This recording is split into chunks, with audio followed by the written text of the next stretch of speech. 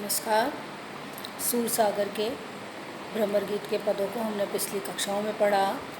आज हम आपकी पाठ्य पुस्तक में से पद संख्या 16 एवं 17 को पढ़ेंगे।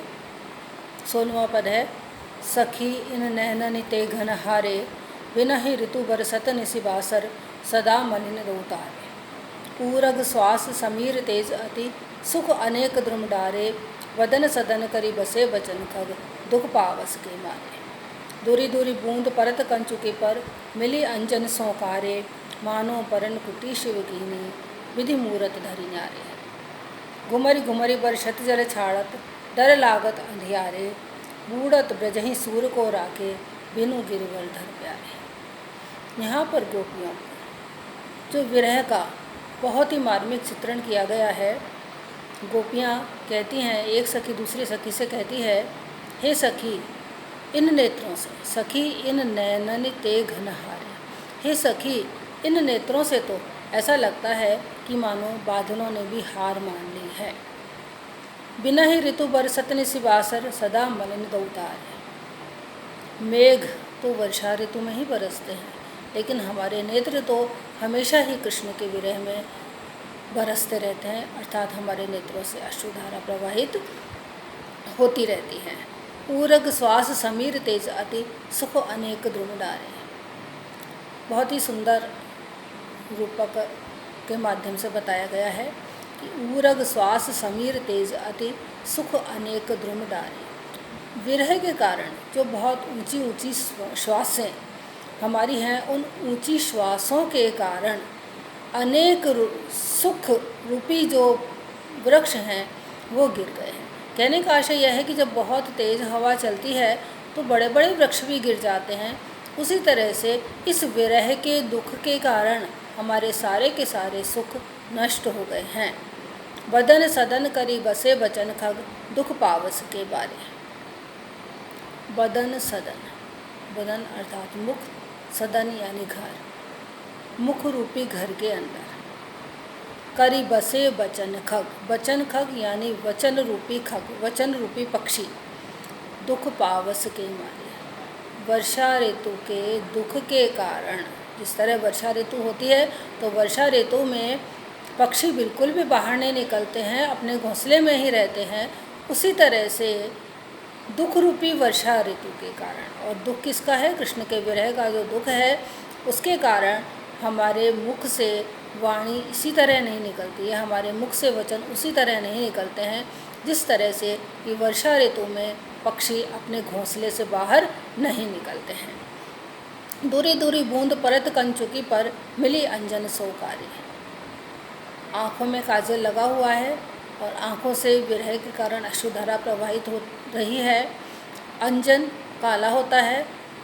अंजन और अश्रुधारा जब मिल करके कंचुकी पर पड़ती है तो उसमें बीच में एक लकीर सी खिंच जाती है। वह ऐसी लगती है मानो परन कुटी शिव कीनी, विधि मूरत धरि न्यारे। ऐसा लगता है कि मानो शिव ने वहाँ पर्णकुटी बना ली हो। घुमरी घुमरी बरसत जल छाड़त, डर लागत अंधियारे। उमड़ घुमड़ करके ऐसा लगता है कि मानो वृक्ष मेघ बरस रहे हैं। उसी तरह से हमारे नेत्रों से भी अश्रुधारा बार बार प्रवाहित होती रहती है, और उसमें जैसे वर्षा ऋतु में बहुत ज़्यादा डर लगता है, उसी तरह से हमें भी इस विरह के कारण डर सा लगा रहता है। बूढ़त ब्रजहि सूर को राखे, बिनु गिरिवर धर प्यारे। और इस तरह का जो वातावरण है वो उत्पन्न हो गया है, जैसा कि वर्षा ऋतु में जब अंधेरा चारों ओर होता है, बहुत तेज़ हवाएं चलती हैं तो डर सा लगता है, बहुत तेज़ बारिश होती है, सब कुछ डूबता सा महसूस होता है। उस समय में हे कृष्ण, आपके सिवा हमारी कौन रक्षा कर सकता है। जिस तरह से कि एक बार बहुत तेज़ वर्षा हुई थी, इंद्र के कोप से बचाने के लिए कृष्ण ने गोवर्धन पर्वत को अपनी छोटी उंगली पर धारण कर लिया था।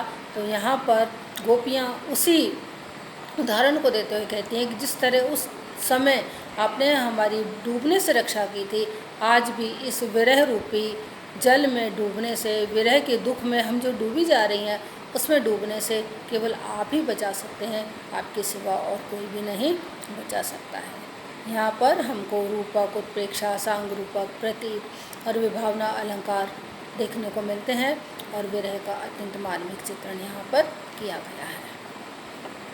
17वां पद देखते हैं। निर्गुण कौन देश को वासी, मधुकर कही समझाए सौहदे, बूझति साँचन हासी।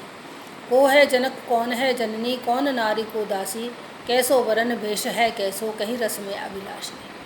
पावे गो पुनि कियो आपने, जोर करे गो घासी, सुनत मौन है रयो बावरो, सूर सबे मति नासी। उद्धव गोपियों को ज्ञान का उपदेश देते हैं, निर्गुण का उपदेश देते हैं। कहते हैं कि तुम निर्गुण की उपासना करो तो तुम्हें मोक्ष की प्राप्ति होगी। गोपियाँ कृष्ण के विरह में व्याकुल तो हैं, लेकिन वे अपने वाक चातुर्य को फिर भी नहीं छोड़ती हैं और अपने वाक चातुर्य के माध्यम से उद्धव से प्रश्न करती हैं कि निर्गुण कौन देश को वासी। उद्धव कह रहे हैं कि निर्गुण वह है जो निराकार है, इसका कोई रूप रंग आकार नहीं है। वो ये बात बता रहे हैं, लेकिन उसके बावजूद गोपियाँ कहती हैं कि जब कुछ है नहीं तो हम उसकी तुलना किस प्रकार करेंगे। तुलना करने के लिए कुछ चाहिए। तो वो पूछती हैं कि आप ये बताओ कि निर्गुण किस देश का रहने वाला है। मधुकर कही समझा है सौहदे, बूझति साँचन हासी। हे मधुकर, हे उद्धव, तुम्हें हमारी शपथ है, आप हमें समझा करके कहिए कि बताइए वो कहाँ पर रहता है, और सच्ची बताना, हंसी मत करना, अर्थात मजाक में हमको कुछ भी मत बताना। जो कुछ बात बताओ, जो भी सूचना दो, हमें सच्ची सूचना देना। हम और क्या जानना चाहती हैं कि को है जनक कौन है जननी, कौन नारी को दासी।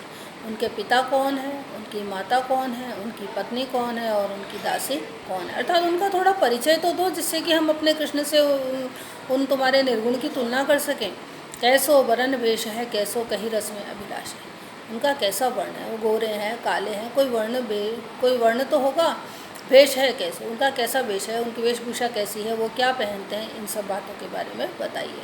कही रस में अभिलाषी, और उन्हें क्या अच्छा लगता है, क्या नहीं अच्छा लगता है, उनकी रुचि के लिए, उनकी पसंद के बारे में, ये सब बातें तुम हमें बताओ। पावे गो पुनि कियो आपने, जोर करे गो घासी। और तुम हमें ये सब बातें सच सच बताना। यदि तुमने गलत बताई तो इसका परिणाम अच्छा नहीं होगा और उसका परिणाम भुगतने के लिए तैयार रहना। सुनत मौन है रयो बावरो, सूर सबे मति नासी।